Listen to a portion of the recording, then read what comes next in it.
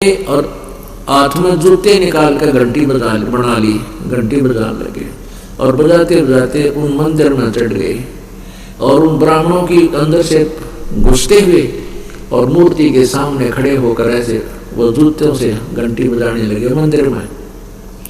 अब ब्राह्मणों ने उसका पकड़ कर, उस पुजारी ने पकड़ कर उसको और मंदिर के पीछे पटक दिया कि इसने हमारा भट्ठा बैठा दिया, भ्रष्ट कर दिए इसने, जूतों समेत आ गया ये दूसरी जाति का, छोटी जाति का।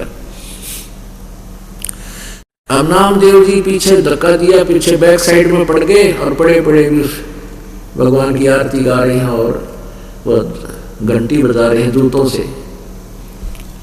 परमात्मा उस मंदिर का मुंह, परमेश्वर ने उस मंदिर का मुंह नामदेव जी की तरफ कर दिया और वो पंडित पिछला गाना घंटी पीटे बैक साइड होगी। अब परमात्मा का नाम लेने से, कबीर जी की शरण में आने से पहले भी नामदेव जी साधना करते थे। क्यों करते थे? क्योंकि उसमें पिछले संस्कार थे। और फिर परमात्मा का नाम लेने के बाद परमात्मा जिस स्थिति को उनको लाना चाहते थे कि इस ओम से ऊपर भी कोई और मंत्र है, इसको नामदेव जी स्वीकार करना नहीं चाहते थे। बड़े गुरु बना रखे थे लेकिन उनके मन में जगह नहीं थी सतनाम प्राप्ति की। तो उधर से क्या, नामदेव जी 2-3 दिन के बाद उस रंका और बंका के घर पर गए, क्योंकि गुरु भाई होने के, बाण भाई होने के कारण आपस में कभी कभी बैठकर चर्चा किया करते थे। तो जो ही वो नामदेव जी रंका के घर पर गया, वहां के देखा कि उनकी लड़की वंका एक पट्टी तैयार करे थी, जैसे देसी हिसाब किताब थे को जड़ी बट्टी कूट काट के पट्टी तैयार करे थी किसी जख्म पर बांधने के लिए। नामदेव ने पूछा, बहन क्या हो गया, किसको क्या लग गया, क्या आंटी को कुछ हो गया या अंकल का कुछ चोट लगी? कहने लगे, नामदेव तू बाज नहीं आता। वह कहने लगी, नामदेव तू बाज नहीं आता और तू भगवान को बहुत दुखी करता, गुरुदेव को।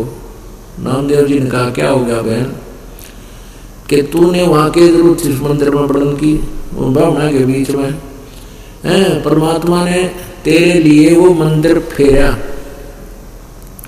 तेरी तरफ तो मुंह कराया गुरु जी ने और उनकी तरफ पीठ करी। कैसे करा गुरु जी ने? कहा उनके भाई हाथ का चोट लागी। अब परमात्मा कहते 100 साल छीतर मैं करो, हम इतने ढीठ हैं, गुरु भी बना लेते हैं लेकिन अपने आड़ी जो पुरानी अटकल है उससे नीचे नहीं आते, ना उसे ऊपर चलने की चेष्टा करते। तो परमात्मा 100 तरह के तरीके अपना के उस काल के गढ़ को हटाता है उसके दिल से। नामदेव जी के मन में इसी प्रकार आस्था बनानी थी।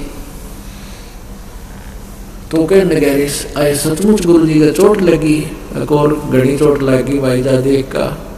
नामदेव जी गया उस गुरु जी के पास, गुरु जी के वह भी लड़की भी साथ गई, पूरा जख्म हो रहा हाथा में और लड़की ने दोनों हाथा में पट्टी बांध दी।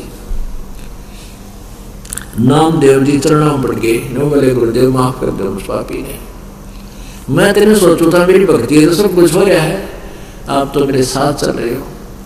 तो परमात्मा ने कहा, बेटा ये हो भी सकता था, करा तो मैंने ही है लेकिन तेरी भक्ति से ही, लेकिन ये पूर्व जन्म की भक्ति है, भविष्य की भक्ति तेरी कति नहीं बन रही। इस ओम के ऊपर एक और मंत्र है, उस मंत्र से और लाभ होगा बेटा, वो प्राप्त करे। तब नामदेव जी ने कहा, प्रभु जैसे आप कहोगे मैं वैसे ही करूँगा, मैं बहुत दुष्ट हूँ, मैंने बहुत गलती कर दी, आपको बहुत तंग कर दिया। तो उसके बारे में गरीबदास जी ने अपनी वाणी में लिखा है, कभी परमेश्वर से परिचित होने के उपरांत, नामा छिपा ओम तारी पीछे सोहम भेद विचारी, सार शब्द पाया जद लोई, आवागमन बहुर ना होई। नामदेव जी छिपी जाति में थे, कहते नामा छिपा ओम तारी, ओम पर ही आरूढ़ हो रहा था वो, और पीछे उस दूसरे मंत्र का भेद विचारा। जो सतनाम में 2 मंत्र होते हैं और उनसे भी काम नहीं चलता। कहते सार शब्द पाया जद लोई, आवागमन बोड़ ना होई। यानी सार शब्द फिर उसको प्राप्त हुआ तो इस 2 मंत्र से ऊपर फिर सार नाम होता है। तो कहने का भाव ये पुण्यात्माओं की यहाँ का जो सुख है ये नकली सुख है। जो ओरिजिनल सुख सतलोक में है और उसको प्राप्ति का अब विधि भी और साधन पूरा आपको प्राप्त होगा। और जो पुण्यात्मा उनको जो काफी समय से भगवान को समझ चुके हैं, लगे हुए हैं, उनको वो मार्ग प्राप्त हो चुका है। तो अब इसमें इस प्रकार की जो वचन मालिके हैं इनको याद रखना है और ये आपका एक गायत्री मंत्र बन जाए। गायत्री मंत्र का अर्थ होता है जो हमारे हरदम मन में उसका उच्चारण गायन बनता रहे।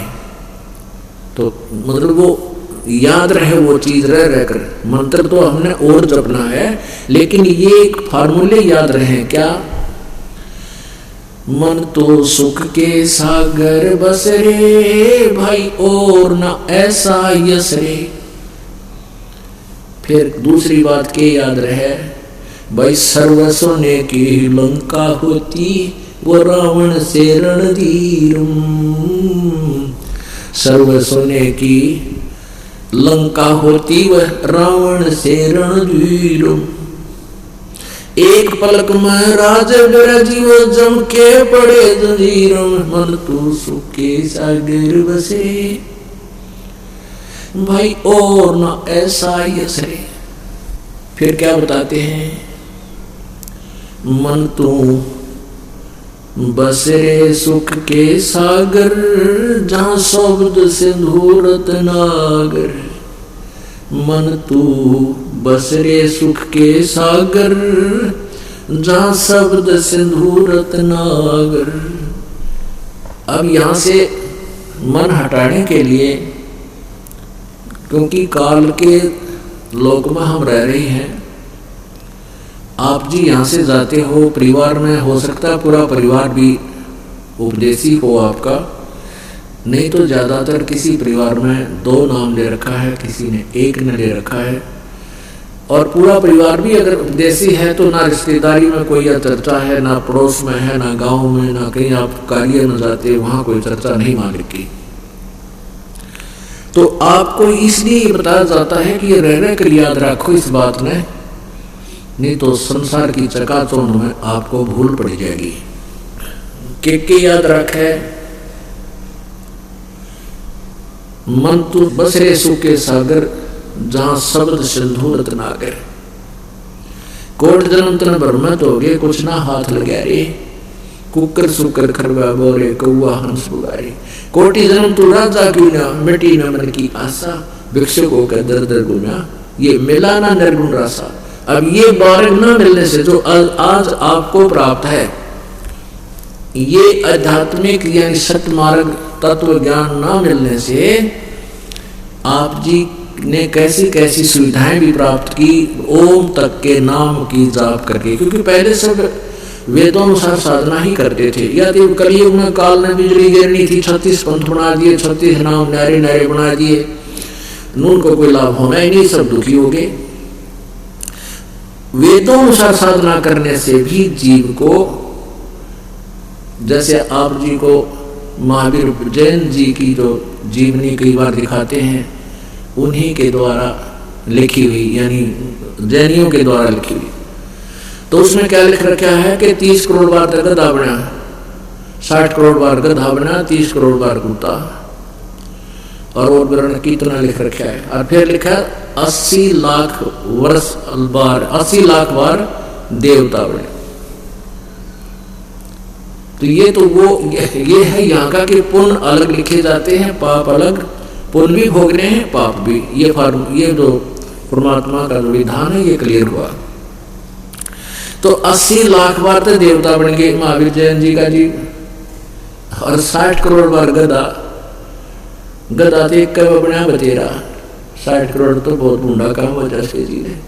तो परमात्मा ये बताना चाहते हैं कोट जन्म तन भ्रमत हो गए, और कुछ नहीं हाथ लगाए। आज आप करोड़पति हैं और कल मृत्यु हो जाए फिर क्या? गदापति उड़ा की तो कुमार का फंसा पावे देर रठम रठा। तो परमात्मा कहे कोट जन्म तर भरमत हो गए कुछ ना हाथ लगे रे। कुकर सुकर कुत्ता गधा सुअर खर, कुकर सुकर खर बया बोरे कौआ हंस बुगारे। कोटि जन्म तू राजा की ना।